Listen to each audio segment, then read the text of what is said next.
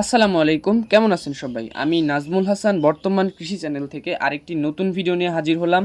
আর আজকের ভিডিওটা একটা অসাধারণ কাহিনী নিয়ে হতে যাচ্ছে।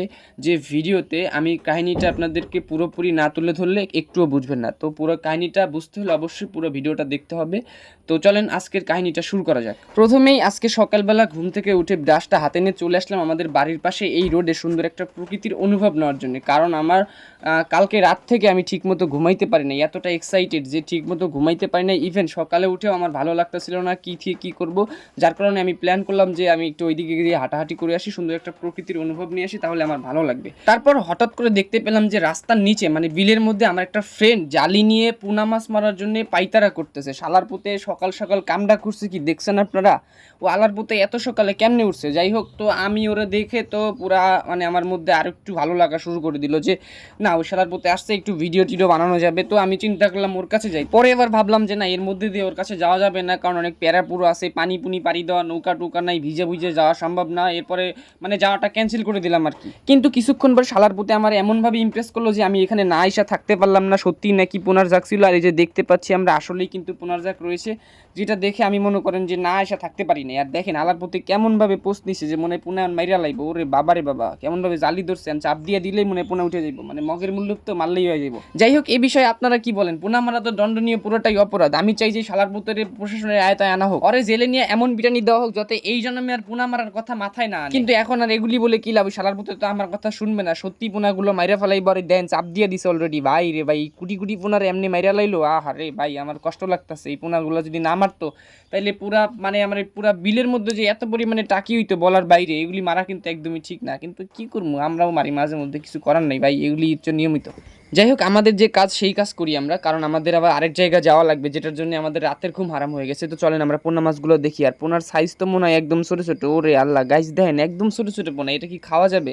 আল্লাহ তো পোনাগুলো মারলো, এটা তো বাড়িতে নিয়ে খাইতে পারবে না। আর কি করা যাবে, মারছে মারছে, চলেন যাই আমাদের কাজ করি আমরা। গাইস, একটা অঘটন ঘটে গেছে, যেটা হচ্ছে আমার এই নিষ্পাপ পোনাগুলোরে মারার পরে ওর পাতিল না হারায় গেছে। কারণ এই পাতিল এখানে রাইখাও নিদুমসে পোনা মারতেছিল, আর পাতিল এখান থেকে বাতাসে ভেসে চলে গেছে পুকুরের মধ্যে, যে দেখতেই পারতেছেন। এখন এটা আনবে কেমনে?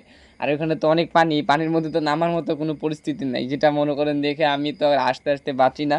এরপরে মনে করেন যে আনার মতো কোনো উপায়ই পাচ্ছি না, এখন কি করবে? তো পরে আশেপাশে দেখতেছে একটা নৌকা আছে ওই সাইডে, ওই নৌকাটা মনে হয় নিবে সম্ভবত। এরপরে আমি ওরে বুদ্ধি দিলাম যে এখানে একটা নৌকা আছে, নৌকাটা নিয়ে চল, যে পাতিলটা নিয়ে আসি, এছাড়া আর কোনো রাস্তা নেই। এছাড়া একটাই রাস্তা, সেটা হচ্ছে তো পানিতে নামা লাগবে। তো তারপরে বললো ঠিক আছে চল যাই। তো এখন আমরা পাতিলটা আনতে যাচ্ছি, কি একটা মানে বিজি খিস্টি কাজ করে ফেলছে। এটা দেখে তো মানে মোর মাথা মোতা পুরো, মানে আমি আস্তে আস্তে এক কথায় শেষ। আলায় পোনা মারতে আইসে নাকি ঝামেলা পাকাইতে আইসে, কি বলবো আর। দেখেন নৌকা নিয়ে আবার যাইতেছি গাঙের মধ্যে, এখন মানে নদীর মধ্যে যাব, গিয়ে আবার ই করবার। নৌকাটাও কিন্তু একবারে মানে কীরকম চার মার কিছু নাই, ভয়াবহ অবস্থা সব জায়গায়, মনে করেন উল্টা পাল্টা। এখন কী দিয়ে কী করবো, পাতিলটা দেখেন কুপ জায়গায় গেছে। ও রে আল্লাহ রে আল্লাহ, অনেক দূর, কিন্তু ওই জায়গায় মনে করেন গেলে থাই পাওয়ার মতো কোনো অবস্থায় নাই। যাই হোক, অনেক ঝামেলা টামেলা পার করার পরে আমরা নৌকায় আবার পাতিলটা তুললাম। আর পাতিলটা গেছে গেছে ডুইবা যা, বাইসা গেছে উস্কে, বাইসা গেলে তো মাছ মরেই যেত, কারণ যে হয় অন্য কেউ পাইতো না, এটা রোদি পুরে মরতো। ডুইবা গেলে তো বাইসা যাইতো যেমনি তেমনি, আলার মতো ডুবে গেলেই পারতো। তো তারপরে আমরা নৌকায় আবার পাতিলটা তুলে নিয়ে আবার ব্যাক করি ব্রিজের ওখানে যাওয়ার জন্য। আর এইবার আমাদের যাওয়া লাগবে আবার আরেক জায়গায়, সেটা হচ্ছে আমাদের যে মেইন কাজ, সেটা তো এখনও বাকি রয়ে গেছে। এটা দেখার জন্য কিন্তু অবশ্যই সবাই পুরো ভিডিওটা দেখবেন, আগেই কেউ স্কিপ করবেন না, কারণ ভিডিওটা কিন্তু এখনও মূল যে কাহিনী, সেই কাহিনীটা কিন্তু এখনও বাদ রয়ে গেছে, ঠিক আছে? এরপরে আমরা বাড়িতে চলে আসার জন্য হাঁটা শুরু করে দিয়ে, হঠাৎ করে রাস্তায় আমার একটা বড় ভাইয়ের সাথে দেখা হয়ে যায়। আর এই বড় ভাই কিন্তু এমন একটা কাম করছে, যেটা দেখলে গাইস আপনাদের মাথা ঘুরবে। দেখেন কি কামটা করে ফেলছে, একদম পুরা মানে পোনায় দিয়ে পুরা পাতিল ভরে ফেলছে। যেত পরিমাণের পোনা মারছে, এই পোনা যদি মনে করেন যে নদীতে ছেড়ে দেওয়া হতো, তাইলে মনে হয় আমাদের এই অত্র মানে চলন বিলে আর এই মাছের মানে টাকি মাছের জন্য হাঁটতে পারতাম না, এরকম অবস্থা হয়ে যেত। তো কি আর বলবো, তো চলেন আমরা এখন এইসব ভিডিও টিডিও না দেখি, এখন ডিরেক্ট আমাদের মেইন ভিডিওতে চলে যাই।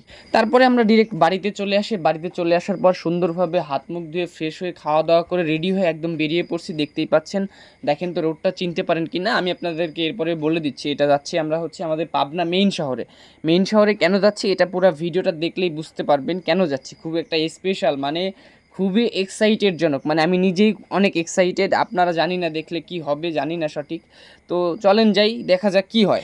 অলরেডি আমরা পাবনা শহরের মধ্যে ঢুকে পড়ছি। আর রাস্তা যত আগে আসছে তত মনে করেন যে আমার নিজের মধ্যে একটা ভালো লাগা কাজ করতেছিল। কি আর বলবো, মানে এত ভালো লাগতেছিল যে গান গাইতে ইচ্ছা করতেছিল, যে একদিন মারে যায় গা কুত্তে কি মত जबने सफकाएंगे मर गया मादरसद লা লা লা লা লা লা লা লা। আরে যাই হোক, সব মিলে বাদ দিয়ে, আচ্ছা আপনাদেরকে আমি মেইন বিষয়টা বলে দিই। এত ভালো লাগতেছিল যে এখন না বলে দিলে তো হয় না, ঠিক আছে।